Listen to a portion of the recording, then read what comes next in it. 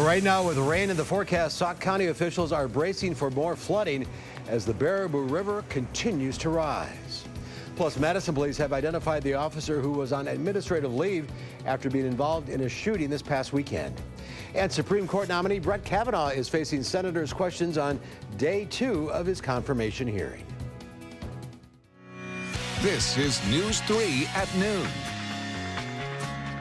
Good afternoon, everyone. I'm Mark Kane. Thanks for tuning in to News 3 on this Wednesday afternoon. We'll get to those stories in a bit, but first, let's head over to the Weather Center. Meteorologist Dave Caulfield has a look at your first alert forecast, and it is coming down out there. Yeah, more rain and alert day once again in the forecast for the threat of some additional flooding and some additional heavy rain possible throughout this afternoon into the early evening hours. You can see it outside in our patio, just unrelenting a lot of this rain is. Today, scattered showers and thunderstorms still around for the next 6 to 8 hours, let's say. Heavy rain is possible in some spots, and it's all because this rain forming along a cold front. We do see some batches of moderate to heavier rain, especially into Dane County. You can see those spots of yellow and orange just south of Madison, so expect to see some downpours throughout the next few hours, and we're seeing one right now in Madison on the WISC-TV Skycam, currently at 70 degrees with some moderate rain falling at the airport. North wind at 8 miles per hour. That dew point, as you might expect,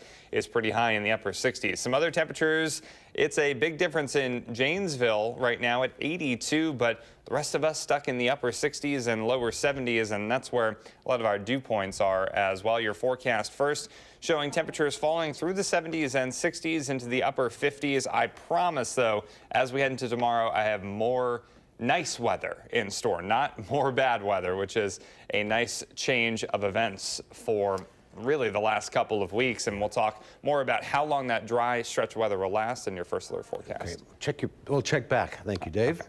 As the rain continues to fall in Sauk County, officials are bracing for more flooding in Reedsburg, Baraboo, and the surrounding areas. Water continues to rise on the Baraboo River, and Sauk County officials say it's expected to be higher than last week when it flooded. Officials are being told the river will rise another 6 inches. Sauk County crews are not anticipating any additional flooding with the Wisconsin River at this time, though. Due to the rising water, home damage assessments in Sauk County have been canceled until further notice. And there are many roads closed around the area due to the flooding. In Reedsburg, West Main Street from Highway 23 to Preston is closed. Parts of North Webb Avenue, South Webb Street are also closed, as well as Granite Avenue. In Sauk County, Highway 58 from Austin to Laval is closed. Highway 33 is closed. For a full list of road closures, we have those up for you on channel3000.com. Madison police say the officer involved in a shooting over the weekend on Madison's east side has been with the department since 2002. Officials responded Saturday afternoon to a disturbance call on Upham and North Streets. The caller later reported being physically assaulted by the suspect. Police say the 35-year-old man ran off. When officers located and approached him, the man reportedly pulled out a knife and made threats. One of the officers then shot the suspect. Madison police have identified the officer as Christina Hill. She's been with the department for 16 years. Hill was assigned to patrol in the MPD's North District, but she is currently on administrative leave pending an investigation. The man was taken to the hospital with what is believed to be non-life-threatening wounds. A Mississippi man was arrested in connection with a brutal sexual assault in Walworth County. Police originally responded last week to a parked vehicle in the South Lincoln Street public parking lot in Elkhorn, where they found a seriously injured woman. Officers arrested 24-year-old Terrence LaFour of Jackson, Mississippi, on tentative charges of first-degree sexual assault, robbery, first-degree reckless injury, aggravated battery, and obstructing an officer. LaFour is scheduled for a bond hearing later today. A plane has been quarantined at New York's Kennedy Airport with about 10 passengers becoming ill aboard a flight from Dubai. The Emirates flight landed around 9:10 this morning. The airline says the passengers were getting medical attention as a precaution. Representatives of the U.S. Centers for Disease Control and Prevention also on the scene.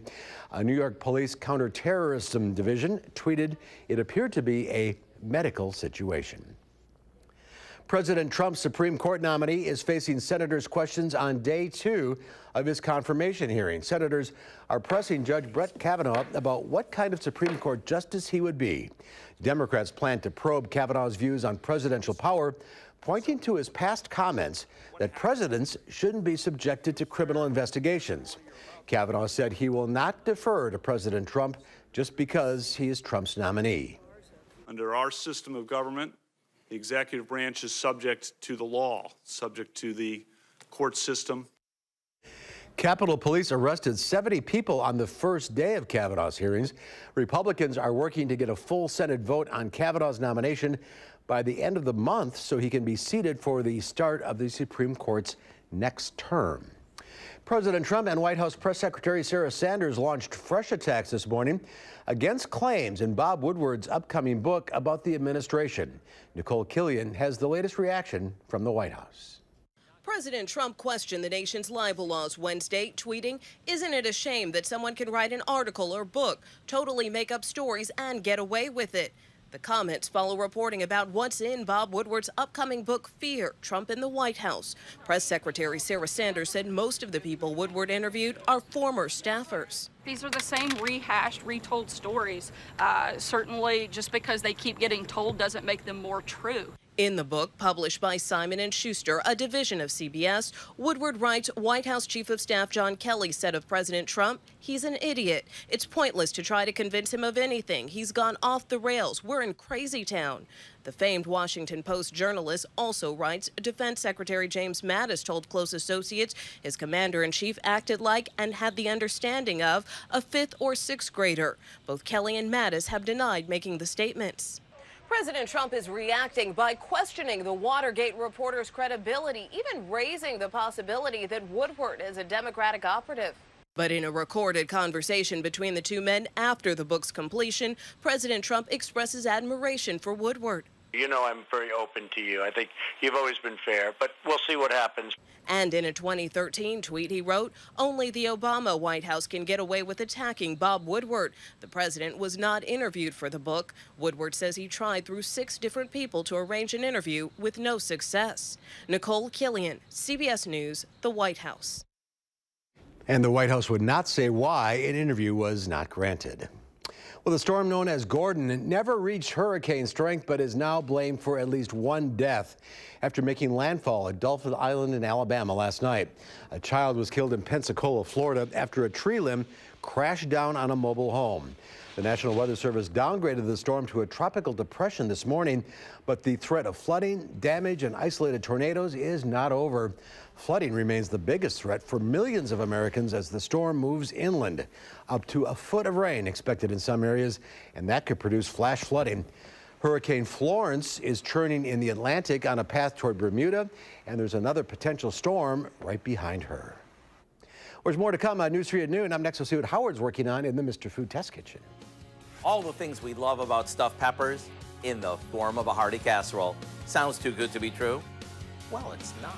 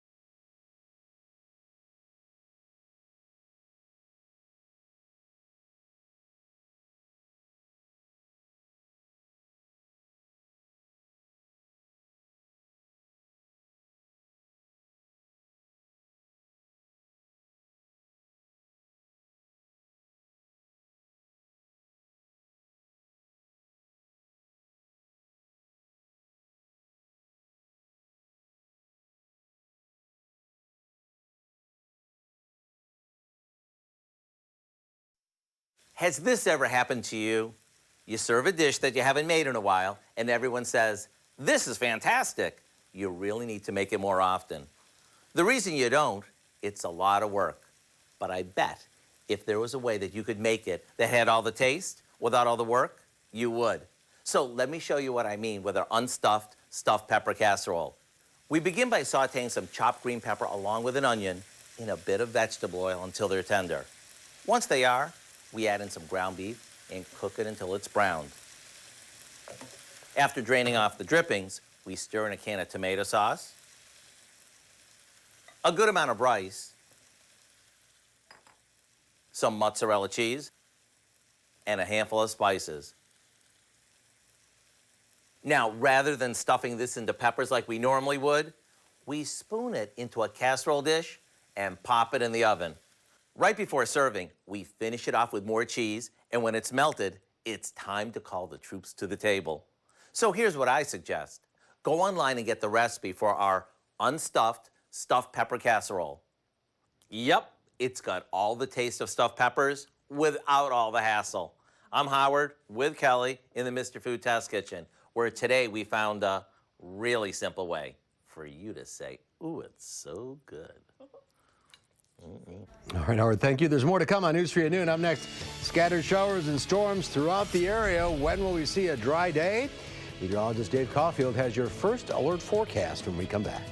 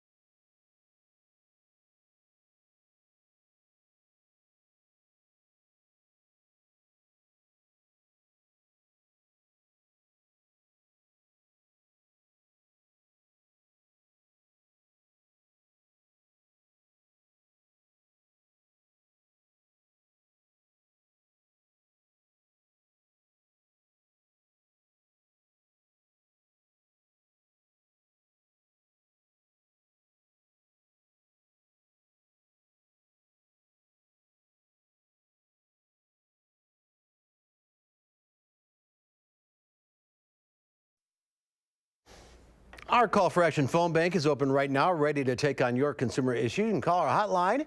Volunteers will help you with any consumer complaints. The number is 608-270-2833. The service open every Monday, Wednesday, and Friday between 11 and 1. Well, the trade deficit widens despite White House efforts. And what are you willing to pay to get your hands on the latest iPhone? Diane King Hall has more in today's Money Watch report.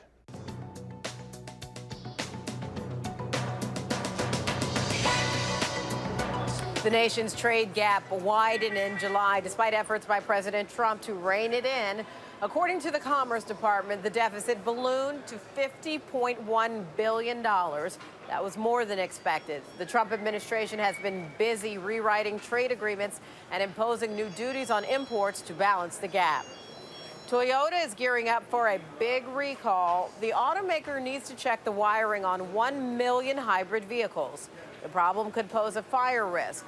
The looming recall affects vehicles produced in Japan between June of 2015 and May of 2018. It includes about 192,000 Prius vehicles in the U.S.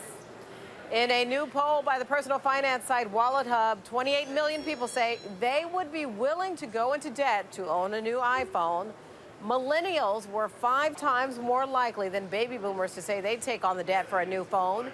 44% in that group say their smartphone has a bigger impact on their life than their credit score. And it is National Cheese Pizza Day, and some popular chains are offering customers deals to celebrate. Pizza Hut is serving up large 2-topping pizzas for $7.99 each. Domino's has a mix and match deal for pizza, pasta, and chicken wings for $5.99. And that's your CBS Money Watch report. For more, head to cbsmoneywatch.com.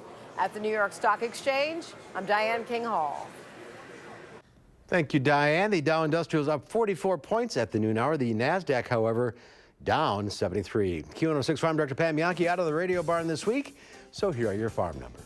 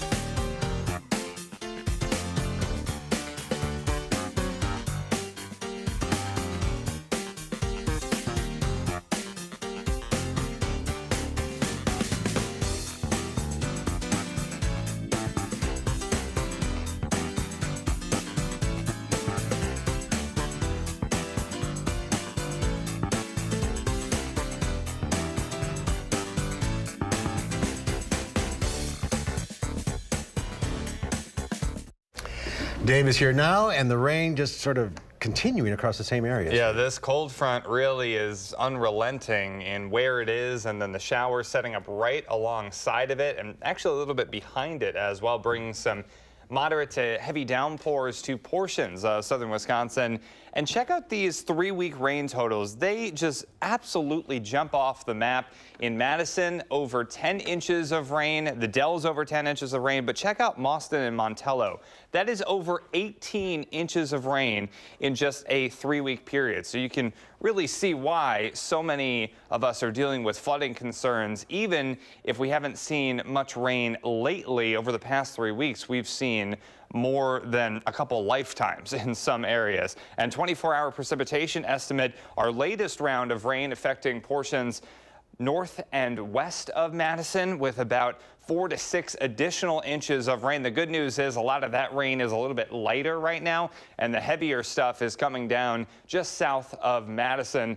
This cold front, once it moves through later today, we finally see the light at the end of the tunnel. But until then, we still do have a flash flood watch in effect for the counties you see shaded in green. That goes for the next 30 minutes or so until 1 p.m. So the forecast highlights, heavy rain still possible this afternoon. We do have that stretch of dry weather through the weekend and possibly even into next week. That would be just what the doctor ordered. But our one wild card in this scenario is the remnants of what is now Tropical Depression Gordon, still with 30-mile-per-hour winds. My sister is in Mississippi right now being affected by this as we speak, and she said, yeah, there's some heavy rain, but it's not as bad as folks were thinking that it could be, which is good news, but we still have to watch the track as the remnants continue to move to the north and then shift to the east. The question is, folks, will the high pressure system that will bring us some nice weather over the next couple of days, will it stick around and stay strong enough to deflect that rain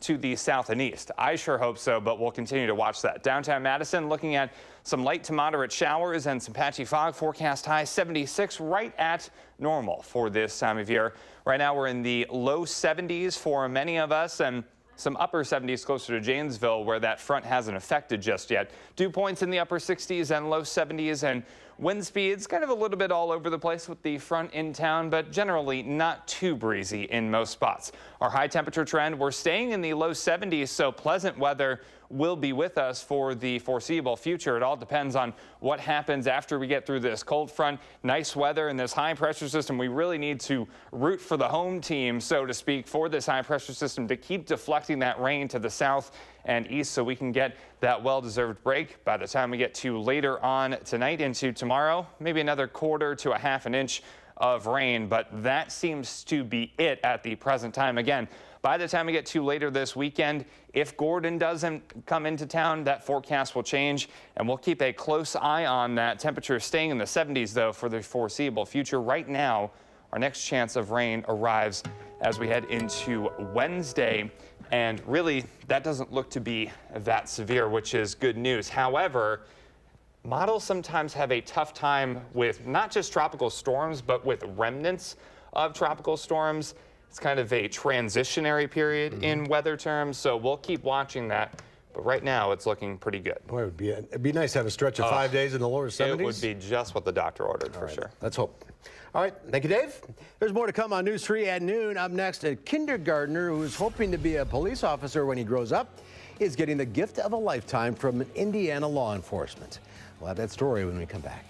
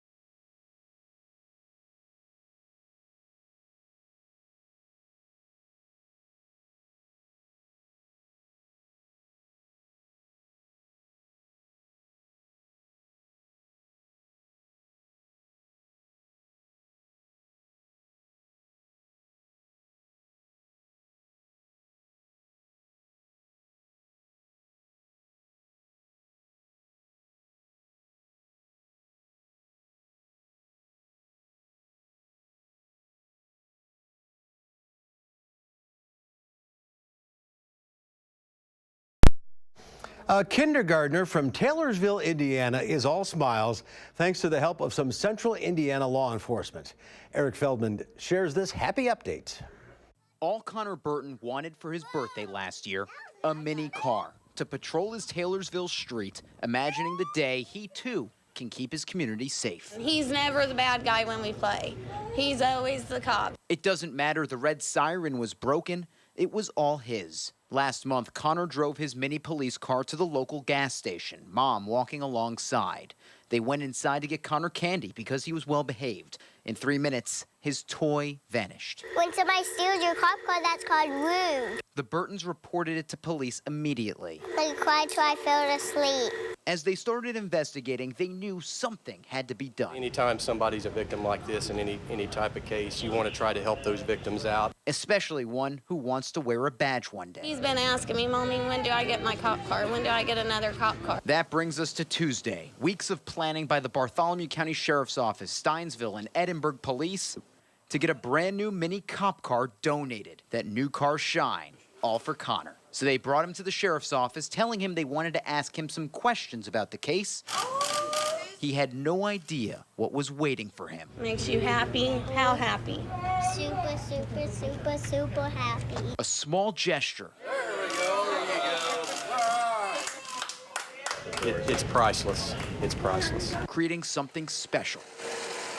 So as they worked to figure out who could steal a toy from a kindergartner, Thank you. You're welcome. they caught something else today. Joy. That smile says it all. Yes. He's a happy boy. All right, we'll be happy once this rain gets out of here. Yeah, that will make me very, very happy, and we will get that by the time we get to tomorrow. But today, still an alert day. In effect, some heavy downpours possible, some additional flooding not out of the question. Scattered showers and thunderstorms this afternoon. They should be wrapping up, though, later this evening, and tomorrow should be dry. All right, that's our time for now. Thanks for watching. We'll see you back here at 4. Have a great afternoon.